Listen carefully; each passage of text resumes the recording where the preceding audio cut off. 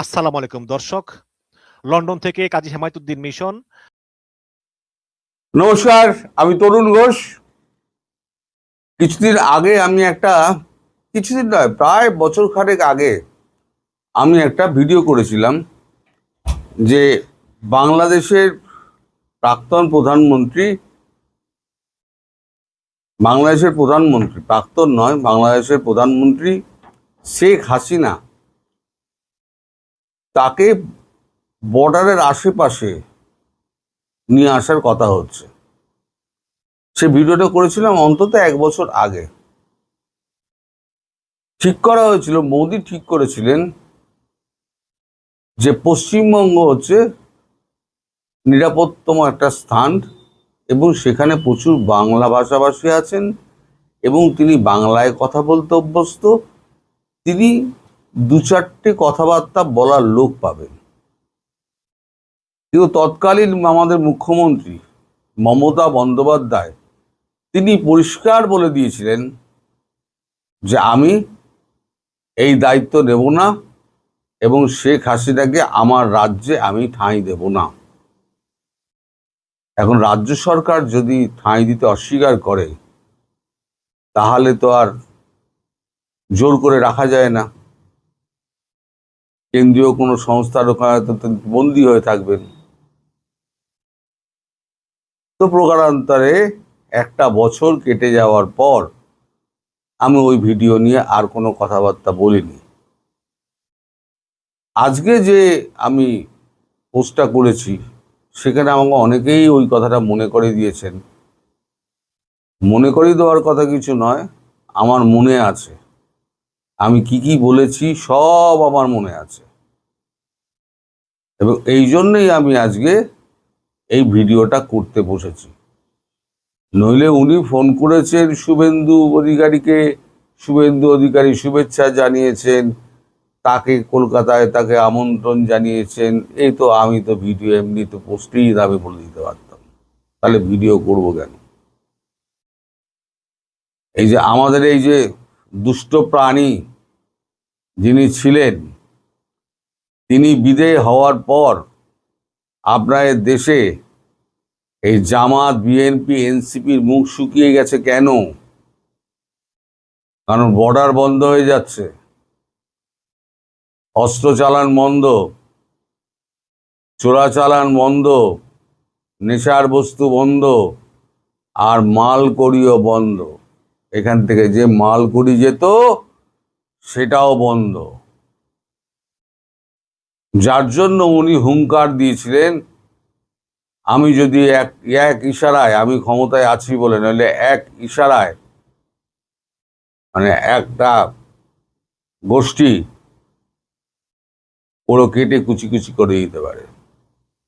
কতটা হিন্দু বিরোধী একজন মুখ্যমন্ত্রী আমাদের পশ্চিমবঙ্গে বসেছিলেন সেটা ভেবে দেখুন। তার এই সমস্ত উদ্ধত কথাবার্তা মানুষ সব মনে রেখে দিয়েছিল। তাই মার ঝাড়ু মেরে ঝেঁটিয়ে বিদায় কর। এখন ঝেঁটিয়ে বিদায় করা হয়ে গিয়েছে।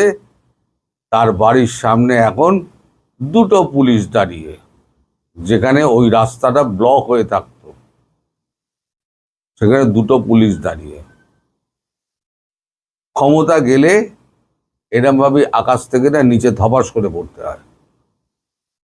পাবলিক তোমায় ক্ষমতা দিয়েছিল বলে তুমি যা খুশি তাই করেছো, স্টিম রোলার চালিয়ে দিয়েছো, একেবারে রাজ্যটাকে মৎস্যন্যায় করে ফেলেছিলে। আজকে তার ফল ভোগো। তো যাই হোক, কালকে শুভেন্দুকে সন্ধ্যেবেলাতে উনি ফোন করেছিলেন হঠাৎ। কোথা থেকে নাম্বার জোগাড় করো কোনো ব্যাপার না, চাইলেই উনি পেয়ে যাবেন নাম্বার। শুভেন্দু সাধারণত ফোন ধরেন না, অমিত ধরেছিল। তখন উনি বলেছেন যে আমি শেখ হাসিনা বলছি। তখন শুভেন্দু তড়িঘড়ি বলেন, হ্যাঁ ম্যাডাম প্রাইম মিনিস্টার বলুন, আপনি কেমন আছেন, আপনার সঙ্গে কথা উনি শুভেচ্ছা জানান। তা যথারীতি এই সমস্ত কথাবার্তা হয়েছে। হওয়ার পর তখন শুভেন্দু বলেছেন যে আমি আপনাকে পশ্চিমবঙ্গে স্বাগত জানাচ্ছি। আপনি পশ্চিমবঙ্গে অতিথি হয়ে অন্তত কিছুদিন কাটিয়ে যান দেশে ফেরার আগে। এই কথাটার মধ্যেই লুকিয়ে আছে অনেক তত্ত্ব। দেশে ফেরার আগে আমার রাজ্যে এসে আপনি কটা দিন অতিথি হয়ে কাটিয়ে যান। ফলে মোদিজি নিশ্চয়ই এমন কিছু বলেছেন। দেখুন, নরেন্দ্র মোদীর কথা ছাড়া উনি একথা কখনো বলতে পারেন না যে উনি বৈধ প্রধানমন্ত্রী হিসেবেই তিনি ফিরবেন। নরেন্দ্র মোদী নিজেই কথা বলতে পারেন না, নরেন্দ্র মোদী ওনাকে দিয়ে বলেই দিয়েছেন। আর নরেন্দ্র মোদী এই কথাটাও বলেই দিয়েছেন, যেটা আগে ট্রাই করেছিলেন যে পশ্চিমবঙ্গে কোথাও নিয়ে যাওয়ার, সেইটা আবার শুভেন্দুকে দিয়ে বলেই দিলেন। এর আগে আমি আপনাকে বলেছিলাম যে তার বাসস্থান পরিবর্তন করা হবে, সে ভিডিওটাও করা আছে। দেখুন, 2 2 4 কিন্তু সব মিলে যাচ্ছে। আর 2 2 4 যখন মিলেছে, 4 4 8ও মিলবে, কিন্তু সময়ের অপেক্ষা। ওই জন্য বলি, যারা কুকথা বলেন তারা চোখ বন্ধ করে থাকেন। চোখে ঠুলি দিয়ে, চোখে যদি কেউ এখন ফেটটি পড়ে থাকে, আপনি কি করবেন? যদি কিছু করার নেই। আর আমাদের দেশে কিছু মমতাপন্থী আছে যারা লুকিয়ে আমায় গালাগাল করে। আপনারা সেটা করেন না, সেটা আমি জানি। যত টিএমচি করে যত দেখা যায় না, আমার কমেন্টে দেখবেন সব হচ্ছে কি আমাদের পশ্চিমবঙ্গের লুকোনো টিএমচি। এই টিএমচিদের চিমটি কেটে বার করতে কি করে হয় সেটাও আমরা জানি। তো এখন বাকি কি কি কথা হয়েছে দেখুন, আমি তো আর জানতে পারবো না। কতক্ষণের কথা হয়েছে তাও আমি জানি না। এই কথাটুকু অমিত শাহ মারফত আমার কাছে এসছে, তার যে সেক্রেটারি, তার কাছে আমার কাছে এসছে। আমার সঙ্গে গতকালকে যখন শুভেন্দুর কথা হয়, পরশু দিনকে রাত্রিবেলাতে, তখনও এই বিষয়ে কোনো কথাই হয়নি। এখন শুভেন্দু অধিকারীর সঙ্গে আমার পরিচয় 2010 সাল থেকে। তখন নন্দীগ্রাম একেবারে চূড়ান্ত আন্দোলন চলছে। আমি তখন স্টেটসম্যানের চিফ রিপোর্টার। সেই সময় আমার বাই লাইনে প্রচুর খবর বেরোতো। এগুলো আমাদের করেসপন্ডেন্ট ছিল সুকুমার মিত্র, তাকে পাঠিয়েছিলাম নন্দীগ্রাম। সেখানে কোনো রকম নেটওয়ার্ক পাওয়া যায় না। সুকুমার এ গাছ ও গাছ, এই গাছ ও গাছের তলা দিয়ে ঘুরতো, আর শুভেন্দুর হেল্প নিত, নিয়ে খবরটা আমাকে কোনো রকমে পাঠাতো। আর আমি সুকুমার মিত্রের বাই লাইন দিয়ে খবর বার করতাম, এবং কোনো রকম ওটা তরুণ ঘোষের নাম দিয়ে বার করতাম। তো আমার নামে শুভেন্দু আমায় চিনত। পরবর্তীকালে আমাদের মুখোমুখি দেখা হয়, এবং তারপর সেখান থেকে আমাদের মানে দেখাটা একটা বন্ধুত্বের জায়গায় গিয়ে পৌঁছয়। তখন উনি এত উপরে ওঠেননি, আমিও এত উপরে উঠিনি। তো যাই হোক, তারপরে তো অনেক জল গড়িয়েছে, জীবন অনেক পাল্টেছে। শুভেন্দুর জীবন পাল্টেছে, আমার জীবনও পাল্টেছে। শুভেন্দু তার সাফল্য পেয়ে গেছে, আমি এখনো আপনার সঙ্গে ইউটিউবে ঝগড়া করে যাচ্ছি, আপনাদের গালাগাল শুনে যাচ্ছি, এবং আপনাদের উপহাস শুনে যাচ্ছি। যার যা কপাল, বুঝলেন, যার যা কপাল তো কেউ করতে পারবে না। তো আমি যে শেষ ভিডিওটা করেছিলাম, তাকে স্থানান্তরিত করার কথা হচ্ছে। স্থানান্তরিত করার কথাটা তখনই ভাবা হয় যখন দেখা যায়, আঁচ পাওয়া যায় যে পশ্চিমবঙ্গে বিজেপি আসতে চলেছে। তাই এখানেই কোনো একটি জায়গায় তাকে সুরক্ষিতভাবে রাখা হবে। দেশে ফেরার আগে পর্যন্ত তিনি আমাদের পশ্চিমবঙ্গের অতিথি হয়ে থাকবেন, এবং পশ্চিমবঙ্গের মানুষ শেখ হাসিনাকে যতটা ভালোবাসেন, উনি যদি পশ্চিমবঙ্গে এসে থাকেন, তাহলে এই যে বৈরিতার যে একটা সম্পর্ক বাংলাদেশ এবং ভারতের মধ্যে গড়ে উঠেছে, এই বৈরিতার সম্পর্ক কিন্তু অনেকটাই নেমে আসবে বলে আমার ধারণা। কারণ বাংলাদেশের মানুষ যেমন আওয়ামী লীগের সমর্থক, বাংলার ঘরে ঘরে আওয়ামী লীগের সমর্থক, বঙ্গবন্ধুর সমর্থক, এবং শেখ হাসিনা তাদের কাছে অত্যন্ত আপন। সুতরাং শেখ হাসিনার জন্য এখানে রেড কার্পেট পাতা রয়েছে। তিনি এলেই স্বাগত জানিয়ে তাকে আমরা কিছুদিন এখানে রাখবো, রেখে তাকে আমরা সম্মান দেব, সম্মান দিয়ে তারপর এখান থেকে বিমানবন্দর থেকে শাহজালাল বিমানবন্দরের উদ্দেশ্যে তাকে রওনা করিয়ে দেব। এবার এটা নিয়েও অনেক হাসাহাসি হবে, অনেক লেখালেখি হবে। আচ্ছা, আমার একটা কথা হচ্ছে যে এই যে যারা এই সমস্ত বিদ্রূপ করেন, আপনারা যারা ভালো লেখেন, যারা আওয়ামী লীগ, তারা উত্তর দেন না কেন? এদেরকে উত্তর দেওয়ার জন্য তো আপনারাই যথেষ্ট, আপনারা উত্তর দেন না কেন? এদেরকে পাল্টা, তাহলেই এরা জব্দ হয়ে যায়। কারণ আমি আর উত্তর দিতে চাই না। মানে এরা হচ্ছে এত মূর্খ, গণ্ডমূর্খ, একটা গুজবের পেছনে দৌড়ে দেশটা ধ্বংস করে ফেললো, আর যে দেশটা গড়ার জন্য চেষ্টা করে যাচ্ছে তাকে গুজববাজ বলে দেখে দিচ্ছে। এদের মূর্খ, গণ্ডমূর্খ ছাড়া কি বলবেন?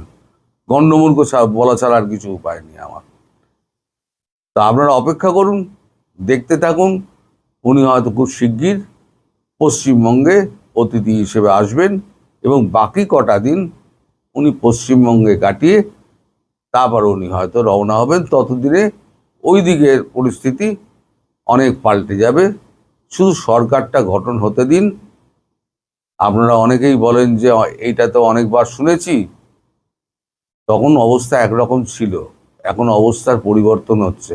আপনাকে সামাজিক এবং কূটনৈতিক পরিবর্তনগুলো লক্ষ্য করতে হবে, না লক্ষ্য করলে আপনি বুঝতে পারবেন না।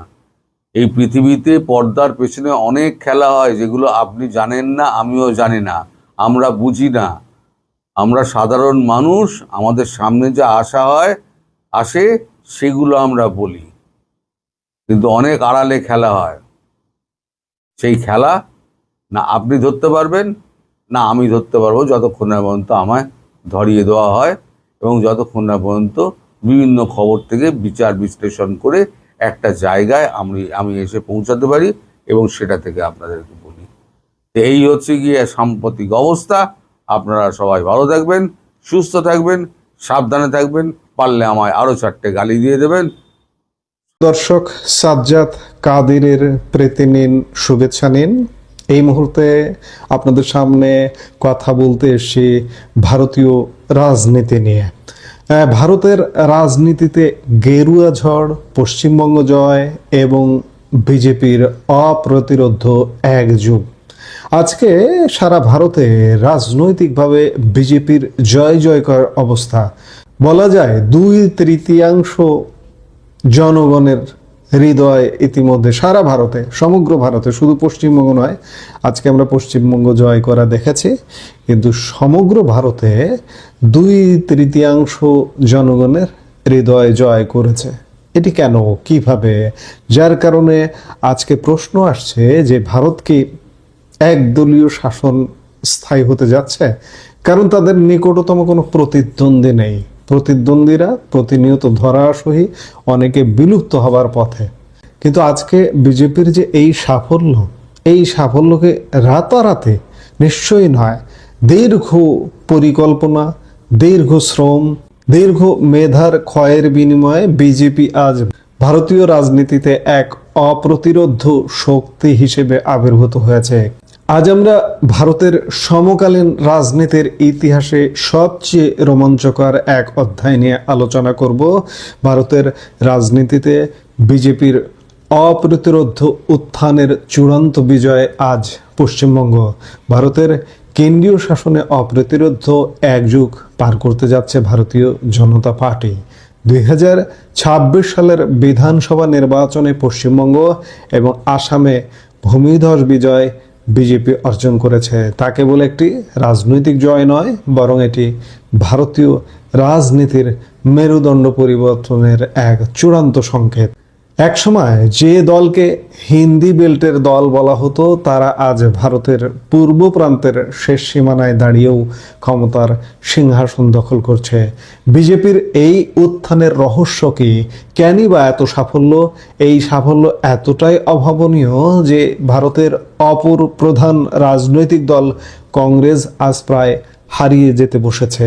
কেন একটি শতাব্দী প্রাচীন দল বিরোধী দলের মর্যাদাও হারিয়ে ফেলেছিল? আজ আমরা বিজেপির সৃষ্টি থেকে শুরু করে আজকের এই আকাশচুম্বী সাফল্যের চুলচেরা বিশ্লেষণ করব। বিজেপির সাফল্যের রহস্য খুঁজতে হলে আমাদের ফিরে যেতে হবে এর শেকড়ে। ভারতের রাজনীতিতে বিজেপির যাত্রা শুরু হয়েছিল মূলত 1951 সালে কলকাতার ডক্টর শ্যামাপ্রসাদ মুখোপাধ্যায়ের হাত ধরে প্রতিষ্ঠিত ভারতীয় জনসংঘ থেকে। তবে আধুনিক বিজেপি বা ভারতীয় জনতা পার্টির জন্ম হয় 1980 সালের 6 এপ্রিল। অটল বিহারী বাজপেয়ী এবং লালকৃষ্ণ আদভানির নেতৃত্বে দলটির যাত্রা যখন শুরু হয় তখন কেউ কল্পনাও করেনি যে এই দল একদিন ভারত শাসন করবে। 1984 সালের লোকসভা নির্বাচনে বিজেপির আসন ছিল মাত্র 2টি। হ্যাঁ, আপনি ঠিকই শুনেছেন, মাত্র 2টি আসন। সেই সময় ভারতের রাজনীতি মানেই ছিল কংগ্রেস, কিন্তু বিজেপি থেমে থাকেনি। রাম জন্মভূমি আন্দোলন থেকে শুরু করে দেশ জুড়ে রথযাত্রা, বিজেপি ধীরে ধীরে হিন্দুত্বের আদর্শকে উন্নয়নের সাথে মিশিয়ে এক নতুন রাজনৈতিক রসায়ন তৈরি করে। 1996 সালে প্রথমবার অটল বিহারী বাজপেয়ী প্রধানমন্ত্রী হন মাত্র 13 দিনের জন্য। এরপর 1999 থেকে 2004 পর্যন্ত তারা সফলভাবে জোট সরকার চালায়। কিন্তু আজকের এই অপ্রতিরোধ্য বিজেপির আসল উত্থান শুরু হয় 2014 সালে। 2014 সালের লোকসভা নির্বাচন ছিল ভারতের ইতিহাসে এক টার্নিং পয়েন্ট। গুজরাটের তৎকালীন মুখ্যমন্ত্রী নরেন্দ্র মোদীকে যখন প্রধানমন্ত্রী পদপ্রার্থী হিসেবে ঘোষণা করা হলো তখন সারা দেশে শুরু হলো মোদি হাওয়া। 282 আসন নিয়ে বিজেপি একক সংখ্যাগরিষ্ঠতা অর্জন করলো। ভারতের রাজনীতিতে এক যুগেরও বেশি সময় ধরে চলা জোট রাজনীতির অবসান ঘটল। বিজেপির এই সাফল্যের পেছনে সবচেয়ে বড় শক্তি হলো তাদের সুশৃঙ্খল সাংগঠনিক কাঠামো। অমিত শাহর দক্ষ রণকৌশলে বিজেপি কেবল একটি রাজনৈতিক দল নয়, বরং একটি নির্বাচনী মেশিনে পরিণত হয়েছে। ভারতের কতগুলো রাজ্য এখন বিজেপি শাসন করছে? আপনি যদি এই প্রশ্ন করেন তাহলে দেখবেন 2026 সালের সর্বশেষ তথ্য অনুযায়ী ভারতের অর্ধেকেরও বেশি রাজ্য আজ সরাসরি বিজেপি বা তাদের নেতৃত্বাধীন এনডিএ জোটের শাসনাধীন। উত্তরপ্রদেশ, গুজরাট, মধ্যপ্রদেশ, রাজস্থান থেকে শুরু করে ওড়িশা এবং উত্তর পূর্ব ভারত সবখানে আজ গেরুয়া নিশান। 2026 সালের বিধানসভা নির্বাচন ভারতের ইতিহাসে স্বর্ণাক্ষরে লেখা থাকবে। কেন? কারণ পশ্চিমবঙ্গ, যে পশ্চিমবঙ্গ দীর্ঘ 34 বছর বামপন্থীদের দুর্গ ছিল এবং গত 15 বছর ধরে তৃণমূল কংগ্রেসের অপ্রতিদ্বন্দ্বী শাসন দেখেছে, সেই বাংলার মাটি আজ বিজেপির নিয়ন্ত্রণে। বিজেপির এই বিজয় ছিল অভাবনীয়। 2026 নির্বাচনে বিজেপি 207টি আসন পেয়ে পশ্চিমবঙ্গের শাসনভার গ্রহণ করতে যাচ্ছে। 15 বছরের মমতা বন্দ্যোপাধ্যায়ের শাসনের অবসান ঘটিয়ে বিজেপি প্রমাণ করে দিয়েছে বাংলা আজ পরিবর্তনের ঢেউয়ে ভাসছে। পাশাপাশি আসামেও টানা তৃতীয়বারের মতো ক্ষমতায় ফিরেছে বিজেপি।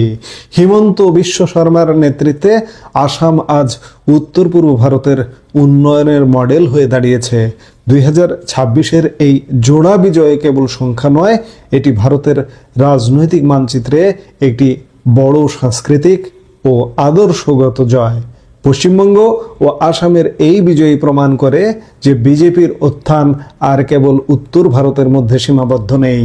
বিজেপির এই উত্থানের বিপরীতে কংগ্রেসের পরিণতি আজ করুণ। কংগ্রেসের এই সাফল্যহীনতা এতটাই প্রকট যে গত লোকসভার আগের লোকসভা নির্বাচনে তারা ভারতীয় সংসদে বিরোধী দলের মর্যাদাও পায়নি। নিয়ম অনুযায়ী মোট আসনের অন্তত 10% আসন না পেলে বিরোধী দলের নেতার মর্যাদা পাওয়া যায় না।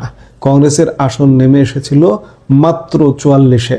আপনি পশ্চিমবঙ্গের নির্বাচনের ফলাফলটাই যদি দেখেন তাহলে দেখুন, কংগ্রেস বিশাল ভারতের স্বাধীনতার সাথে জড়িত যে দলটি, সেই দলটি পশ্চিমবঙ্গ বিধানসভা নির্বাচনে 294 আসনের মধ্যে মাত্র 2টি আসনে জয়লাভ করেছে। কংগ্রেস কি থাকবে? কংগ্রেস এখনকার যে অবস্থা মনে হচ্ছে বিলুপ্তির পথে। কেন কংগ্রেস আজ বিলুপ্ত হতে বসেছে বা হারিয়ে যেতে বসেছে? রাজনৈতিক বিশ্লেষকদের মতে নেতৃত্বে অস্পষ্টতা, তৃণমূল পর্যায়ের কর্মীদের সাথে সংযোগ বিচ্ছিন্ন হওয়া এবং বিজেপির উন্নয়ন বনাম হিন্দুত্ব আখ্যানের কোনো জোরালো বিকল্প দিতে না পারাটাই তাদের কাল হয়েছে। গত লোকসভা নির্বাচনে তারা টেনে টুনে কিছু আসন বাড়িয়ে বিরোধী দলের জায়গাটা ফিরে পেল। বিজেপির অপ্রতিরোধ্য শক্তির সামনে তারা ছিল আসলে খড়কুটোর মতো। একটি পরিবার কেন্দ্রিক রাজনীতি বনাম একটি আদর্শ কেন্দ্রিক ক্যাডার ভিত্তিক দল, এই লড়াইয়ে কংগ্রেস পিছিয়ে পড়েছে বারবার। এখন আপনার মনে প্রশ্ন জাগতে পারে যে বিজেপির এই সাফল্যের আসল রহস্য কি? চুলচেরা বিশ্লেষণ করলে 3টি প্রধান কারণ সামনে আসে।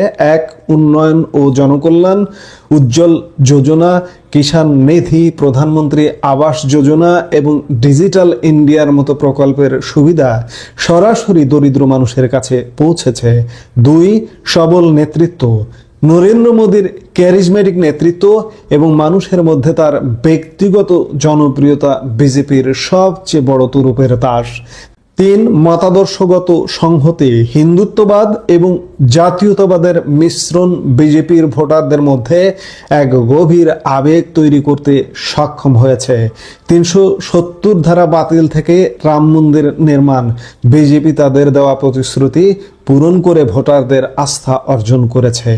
এর পাশাপাশি বিরোধীদের অনৈক্য বিজেপির কাজকে আরো সহজ করে দিয়েছে। ভারতের সাধারণ মানুষ আজ একজন স্থিতিশীল এবং শক্তিশালী নেতা খুঁজছেন, যা তারা মোদির মধ্যে খুঁজে পেয়েছেন। ভারতের রাজনীতিতে বিজেপির এই আধিপত্য আগামী আরো অনেক বছর স্থায়ী হতে পারে বলে মনে করছেন বিশেষজ্ঞরা। পশ্চিমবঙ্গ জয়ের পর বিজেপির লক্ষ্য এখন দক্ষিণ ভারত। অপ্রতিরোধ্য এক যুগ পার করার পর বিজেপি আজ ভারতের ইতিহাসের অন্যতম সফল রাজনৈতিক শক্তিতে রূপান্তরিত হয়েছে। কংগ্রেস কি পারবে এই গহ্বর থেকে ঘুরে দাঁড়াতে, নাকি ভারত একদলীয় আধিপত্যের দিকে এগিয়ে যাবে? উত্তর দেবে সময়। আমরা নিশ্চয়ই সময়ের অপেক্ষায় থাকব। এই মুহূর্তের ভিডিও থেকে বিদায় নিতে চাইছি। সবাই ভালো থাকুন, সুস্থ থাকুন। দেখা হবে পরবর্তী ভিডিওতে।